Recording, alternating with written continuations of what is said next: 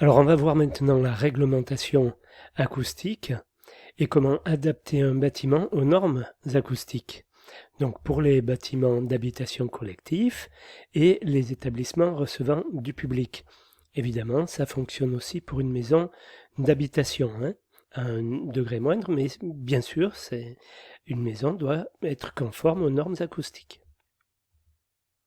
Donc tout d'abord le contexte. Donc l'absence de prise en compte de l'acoustique à la maison, au travail, à l'école ou dans les transports et dans les loisirs aussi, coûte chaque année au moins 57 milliards d'euros, d'après l'INSEE.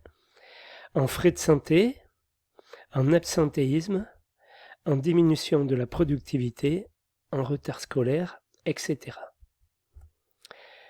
Les origines des problèmes acoustiques sont souvent liées à des comportements irresponsables, moto qui traverse la ville en pétaradant à 1h du matin, résident qui utilise sa chambre comme si elle était une discothèque, travaux bruyants à des heures plutôt réservées au sommeil, discussions bruyantes dans un couloir d'hôpital, par exemple. Mais elles peuvent aussi provenir de la mauvaise qualité acoustique des infrastructures ou des bâtiments. Donc le confort et la qualité d'usage dans les bâtiments. Qualité d'usage, retenez. Confort d'usage aussi, retenez ces expressions qui reviennent souvent dans les normes. Le confort acoustique, c'est un élément important de la qualité de vie dans un logement. Aujourd'hui, c'est aussi important que la thermique.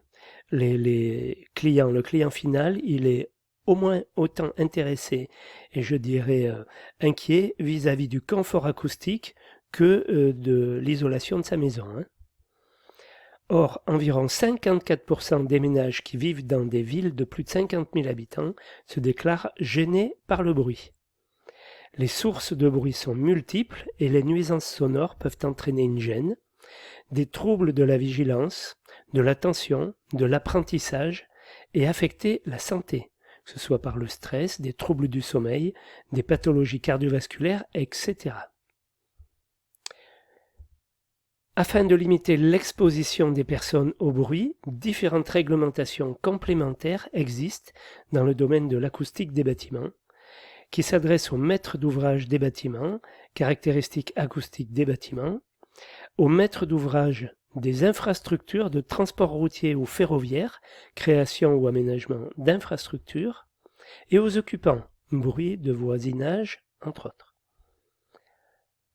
Donc la réglementation acoustique des bâtiments d'habitation neufs en France métropolitaine. Il y a la réglementation pour les bâtiments neufs, donc. La première réglementation acoustique des bâtiments d'habitation neufs, en 1969, fixait des exigences d'isolation acoustique entre les logements, de bruit d'impact et de bruit d'équipement du bâtiment. On va voir le bruit d'impact, ce que c'est aussi. Alors les bruits d'équipement, les chaudières, les ascenseurs, la ventilation mécanique, entre autres. Ces exigences ont été renforcées par l'arrêté du 28 octobre 1994 relatif aux caractéristiques acoustiques des bâtiments d'habitation et complétées par des exigences sur le bruit, des équipements individuels de bâtiments, chauffage, clim, sur le traitement acoustique des parties communes, postes de revêtement absorbant au sol, au plafond, sur les murs, et sur l'isolement au bruit de l'espace extérieur. La réglementation actuellement en vigueur, arrêté du 30 juin 1999 relatif aux caractéristiques acoustiques des bâtiments d'habitation, a modifié celle de 1994 sur la forme, changement du nom des indices en conformité avec les normes européennes. Mais le niveau des exigences, lui, n'a pas été affecté. Donc l'attestation acoustique. Pour les bâtiments d'habitation dont le permis de construire est déposé depuis le 1er janvier 2013, les maîtres d'ouvrage ont l'obligation de fournir, à l'achèvement des travaux, à l'autorité ayant délivré l'autorisation de construire, une attestation de prise en compte de la réglementation acoustique. Donc l'autorité, c'est bien souvent la mairie. Voilà.